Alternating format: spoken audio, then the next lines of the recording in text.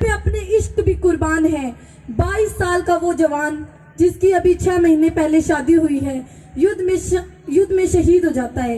एक छोटी सी चिट्ठी अपने तमाम घर वालों को लिखता है, पढ़कर सुनाना चाहूंगी। सबसे पहले अपनी माँ को लिखता है, माँ तुम्हारा लाडला रण में अभी घायल हुआ, माँ तुम्हारा लाडला रण में अभी घायल हुआ, पर देख उसकी वीरता को खुद शत्रु भी कायल हुआ, पर देख उसकी वीरता को खुद शत्रु भी कायल हुआ। रक्त की होली रचाए मैं पर लेकर दिख रहा हूँ, रक्त की होली रचाए मैं पर लेकर दिख रहा हूँ। माँ उसी श्रोणी से तुमको पत्र अंतिम लिख रहा हूँ, माँ उसी श्रोणी से तुमको पत्र अंतिम लिख रहा हूँ। युद्ध था भीषण मगर ना इंच भी पीछे हटा हूँ, युद्ध था भीषण मगर ना इंच भी पीछे हटा हूँ। माँ तुम्हारी थी शपथ मैं आज इंचों में कटा हूँ, माँ तुम्हारी थी शपथ मैं आज इंचों में कटा हूँ। एक गोली वक्ष पर कुछ देर पहले ही लगी है, एक गोली वक्ष पर कुछ देर पहले ही लगी है। माँ तुमने ली थी जो कसम आज मैंने पूरी की है, माँ तुमने ली थी जो कसम आज मैंने पूरी की है।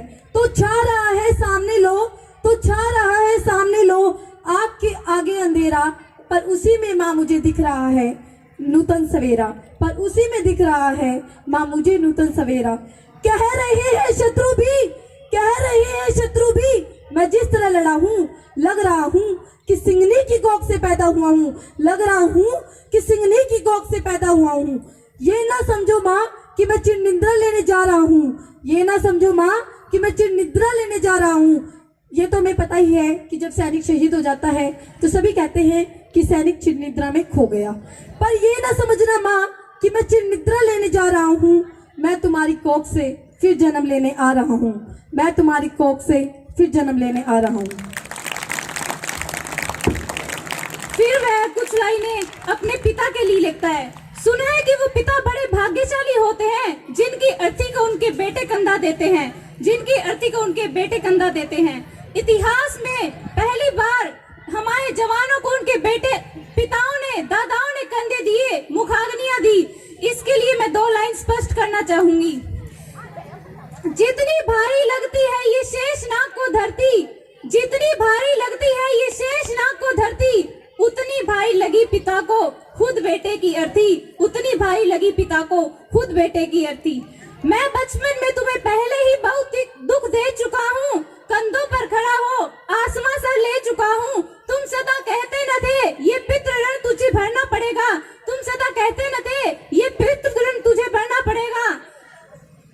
ओ पिता यह प्रश्न मुझको आज तक भी सता रहा है, ओ पिता यह प्रश्न मुझको आज तक भी सता रहा है।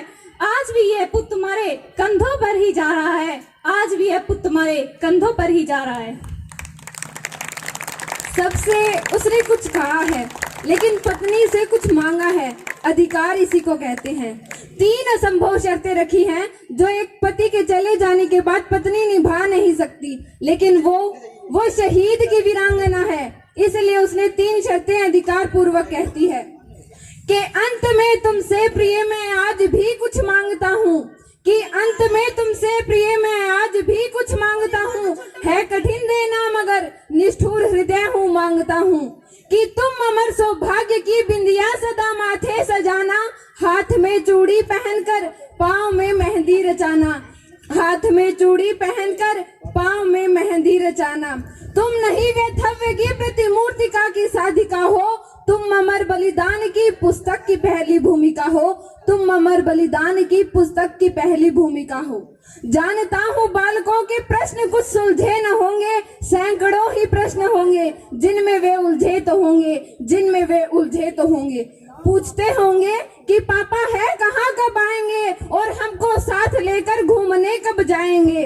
पूछते होंगे कि पापा है कहाँ, कब आएंगे और हमको साथ लेकर घूमने कब जाएंगे।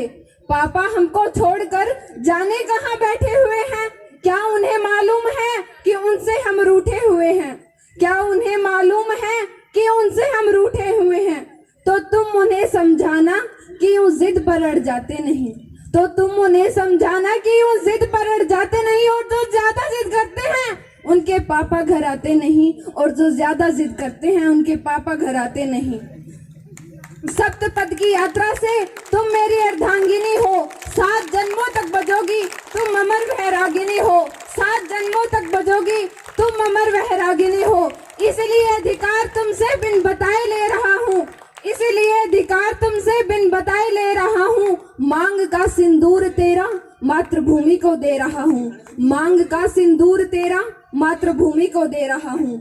और अंत में मैं अपने शब्दों को विराम की ओर ले जाते हुए यही कहना चाहूंगी, हमें निंदा नहीं चाहिए, कि हमें निंदा नहीं चाहिए और एक भी आतंकी जिंदा नहीं चाहिए, एक भी आतंकी जिंदा नहीं चाहिए। धन्यवाद।